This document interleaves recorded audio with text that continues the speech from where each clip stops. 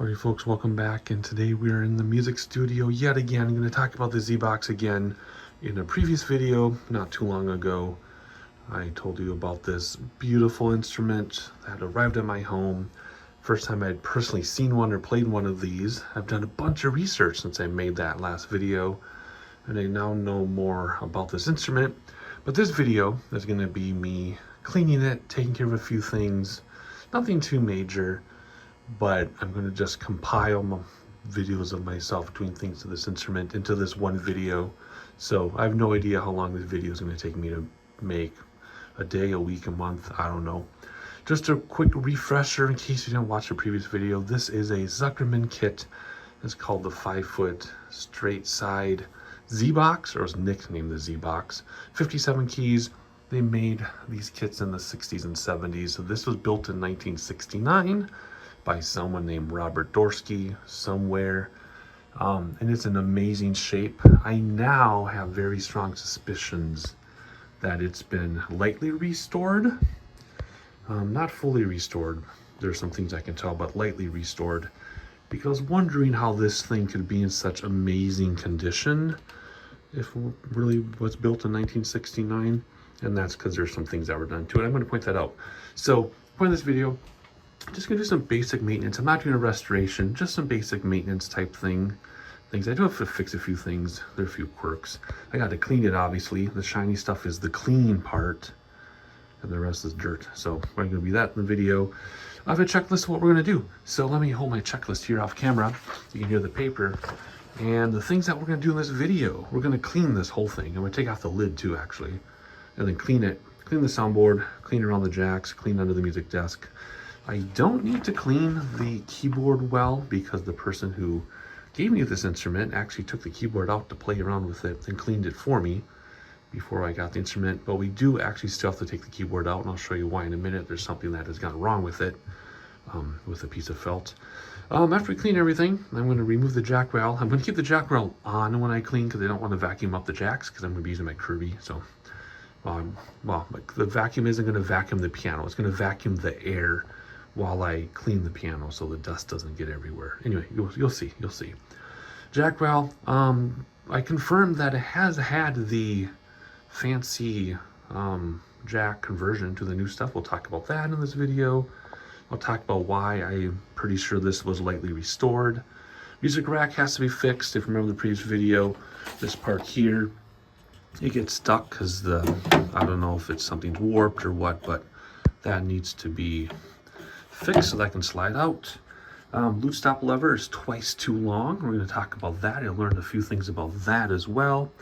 I have a sticky key in the high end, and that's because a piece of felt came off the keyboard, and there's a piece of felt under here stuck between the two keys. We'll talk about that in this video.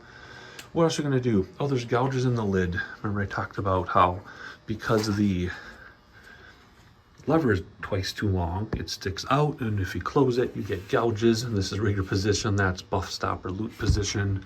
We're going to fix those gouges in this video. Nothing too fancy, just so you can't notice them. What else are we going to do?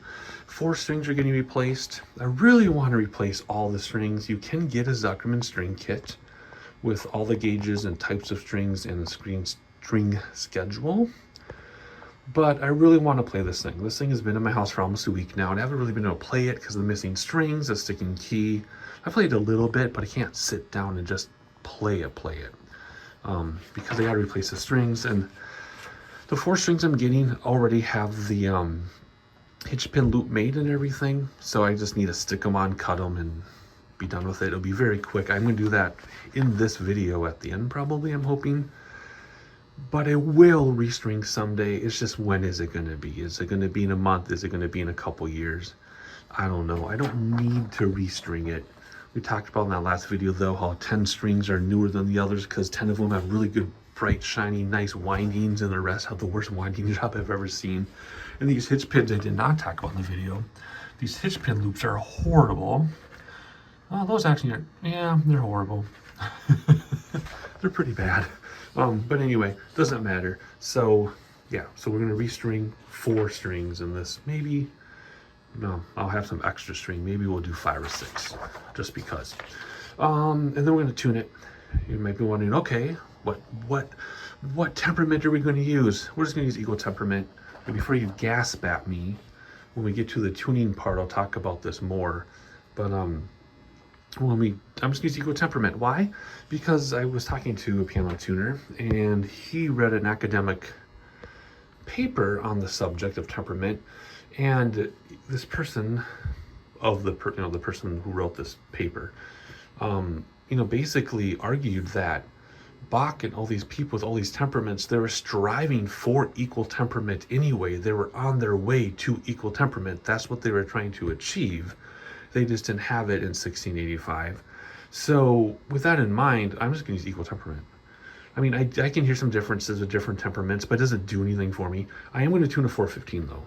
I'm not tuning, or 432. I don't want to do 415, that's a semitone though. I'm going to tune a 432. Just because this instrument naturally, sitting here for a week without being tuned, the A is at 433 right now. So I'm just going to tune it to 432. So that's kind of cool. I don't know, do you really feel a better resonance with your body and nature at 432 over 440? We'll find out when you tune it to 432, but I'm going to use equal temperament. All right, so that's going to be in this video as well. The last thing I want to talk about, which I have to turn my overhead light off because it's very noisy, is if you listen, let me play like this F. Listen to how quiet it is after I release the note. Right, it's dead silent. But listen when I play this D. Do you hear that? Let me put this in the instrument. So again, this is the F. Listen to when it releases. It's silent, right? Now listen to this D. Hear all that metal? A lot of notes are doing that all of a sudden.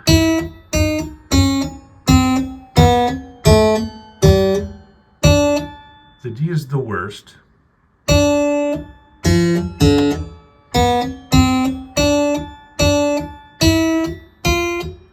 But then some of them are fine. And I don't know what that is because I haven't done anything to this instrument in the week it's been here. And all of a sudden, literally just today, I played it early this morning for my kid. I'm like, what the heck? It wasn't doing that until this morning. So it's acclimating or something is changing. I dampened all of this and it still makes the sound. So it's not these ringing sympathetically, because when I dampen all of this, it still makes that sound. And I know some people, when they restore these, they put felt like you would on the piano, but they weren't designed with the felt.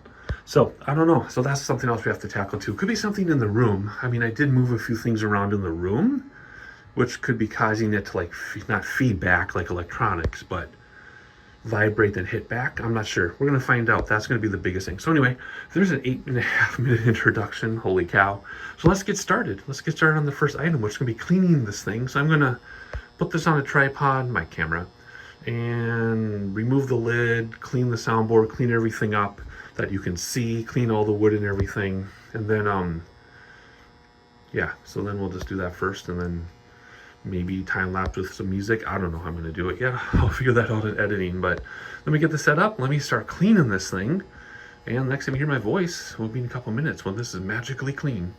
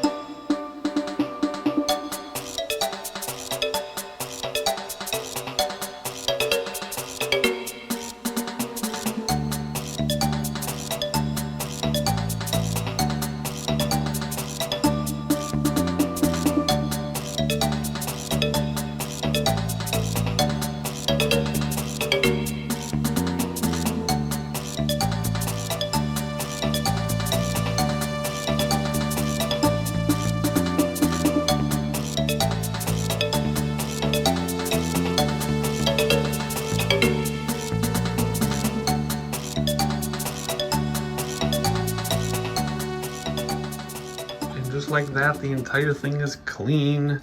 I'll talk about under there, under the keyboard in a second, but the soundboard, it didn't get nearly as clean as I was hoping. What you're looking at is, you're looking at a lot of light glare But if I turn my lights off, then it's too dark, and then the audio stays, or doesn't stay in sync with the video, so I have to keep the light on. But that up there, that's light from the window, see? I mean, it's way better. Hopefully in the time lapse you could see, and I guess it looks okay on camera, but the details, it's still really dirty in some places that I just won't be able to get clean unless I take all the strings off, scrub this thing down, and then restring it. So, good enough for now, but if I do restring it in the future, I'll give it a good scrub. But otherwise, it's a lot cleaner. The inside is all clean now, and it does look better, actually, now that I'm talking about it. But anyway, all clean. Did the case outside too, did the lid, did the music stand, did everything.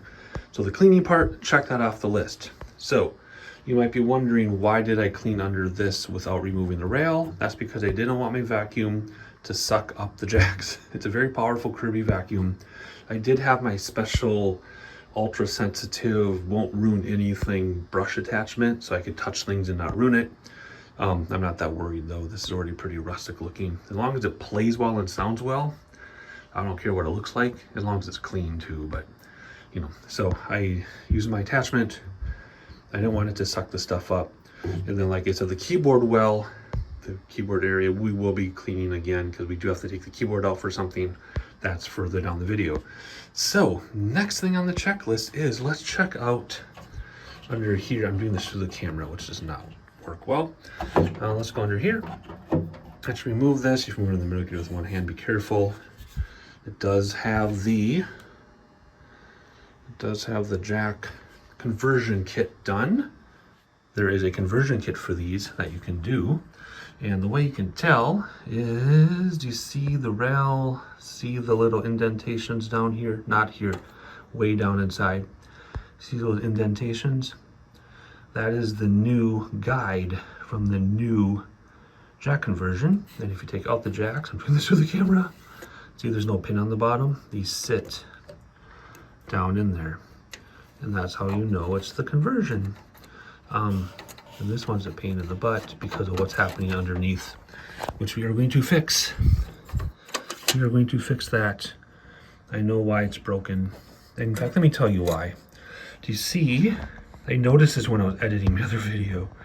Where is it? It's not showing up on camera. Do you see that little piece of red in the very middle of your screen? That is a felt that fell off when the keyboard was slid out and slid back in. So that felt is pinching those two keys and has worked its way up in there. So that's why we're having problems with the adjacent key sticking and this key, this jack not going in all the way.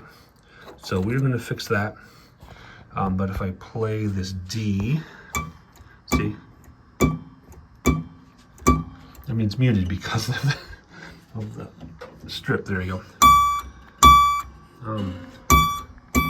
Oh, well, I temporarily fixed it. It wasn't working at all. But apparently, moving that jack moved the felt over, and now it works, but I still got to fix it. That's further in the video. Anyway, this part of the video is to show you, oh man, it's filthy down there.